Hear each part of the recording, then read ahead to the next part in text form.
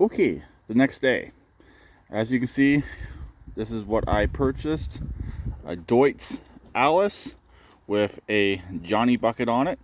It's got a 48-inch deck as well. Overall, the tractor is in decent condition. It's also got a 3-point on the back, which is kind of cool. I primarily got it for the Johnny bucket. The Johnny bucket alone is worth what I have invested in this machine. The machine I got rid of was that orange Husqvarna. It was worth between $400 and $600. I got this for, you could say, between $800 and $1,000. It all depends on how you classify what the Husqvarna was worth. So I got this between $800 and $1,000. So I invested an extra $400 into getting this machine. But like I said, I primarily got it because it has the Johnny bucket. The Johnny bucket does function, but they got a 4-way switch on here, which I don't like, because when you're raising and lowering, it kind of gets kind of confusing. So I plan on changing the wiring to have one switch that will raise and lower, and one switch that will completely just operate the bucket, just so you don't accidentally hit both directions at the same time. It'll make it a lot easier. The mower deck, I don't know if it works. To be honest, I don't know why the guy just didn't use this for cutting his lawn, unless there is an issue with the mower deck. But he was saying there's a hydraulic issue. I originally thought the Johnny bucket was hydraulic, but no, it's electric. So this has hydro lift. I believe it has power steering, and it has the PTO. I believe this would be a PTO on the back. To me, it kind of definitely looks like it's a 3-point hitch PTO, or it's a manual 3-point hitch. To be honest, I have not tried out much of anything on this machine. I'll start it up in the next video and we'll go through it.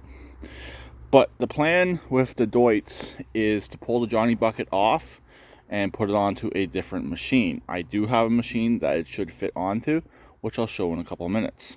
So this is designed to fit just about any garden tractor. It should be on a garden tractor. It definitely should not be on a lawn tractor, in my opinion. A lawn tractor just does not have the strength to handle something like this on the front. Nice thing also is I got all the documentation for the Johnny bucket, and I got some spare parts for the Johnny bucket as well. So I should be all good on that aspect. The plan is to use this for snow. I hate shoveling, and the Johnny bucket should work out pretty good for doing snow. Unfortunately, I was hoping these teeth would come off relatively easy, but they are welded on. But that should be okay still. And then worst case scenario, if I ever need to get rid of it in the future, it'll be on a different machine, or like I said, it should fit just about any garden tractor around. This does open up, similar to the old Massey's.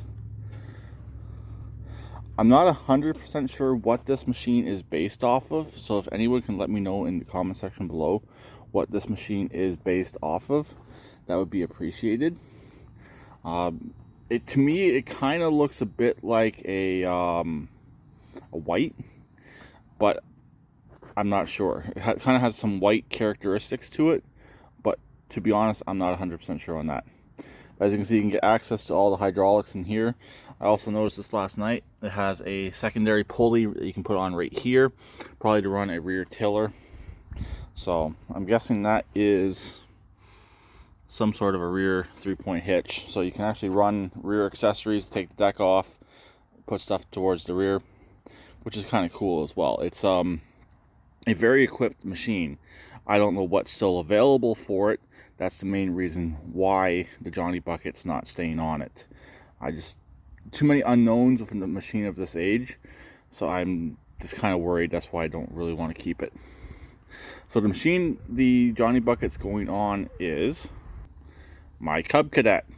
I just measured the frames. They both have 14-inch wide frames, so the Johnny bucket should slide right onto each frame rail on each side. I'll probably have to drill holes. I'm pretty much guaranteed I'll have to drill holes, and the Johnny bucket will be going on this machine right here. This machine is a shaft drive, as you guys know. I don't know, I didn't really take a look at see what the Deutz is, but this machine is pretty stout.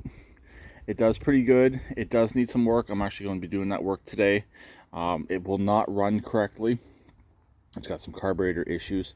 So as long as I can get the carburetor issues on this machine here sorted out, this machine right here will be getting the Johnny Bucket.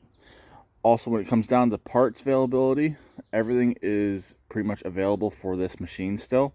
You can go to any Cub Cadet dealer and they can pretty much get what you need for this machine.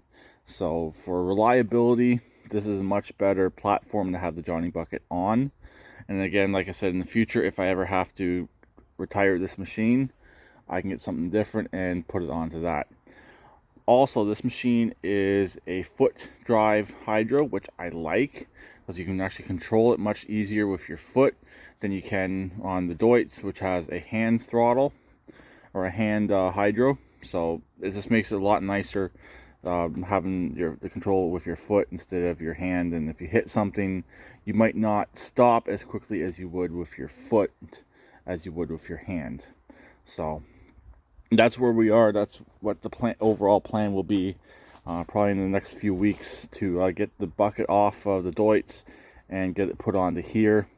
I will do a permanent install, so the switches will be going probably into the dash.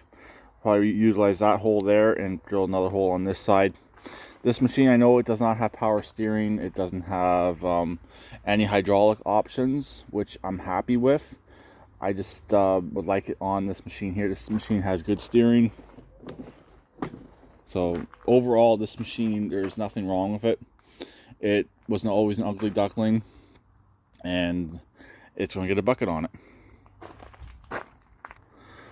So that comes down to what to do with the Deutz-Allis once the Johnny Bucket is removed. It should be a fully functioning machine once the Johnny Bucket is off. So the plan will be to resell this machine either this year or next year as basically just a grass cutter or a restoration candidate.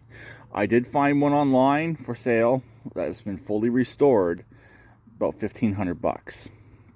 So this machine, I would say, is probably worth about $800 to $1,000, I would say, in this condition, give or take, because really all restoration is just paint. So that's all that was done on the other machine I looked at.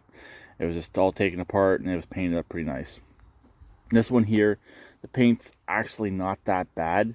The tires all seem to be okay. I haven't really checked them for any damage or cracks, but everything on here seems to be good. So stay tuned for the next video. We'll do a startup. I'll make an attempt at using the Johnny Bucket. Like I said, with the controls the way they are, it's definitely not an easy task. Or yeah, I'll probably do it all in the next video. So I'll talk to them later. Please keep it redneck like always, and please subscribe and comment.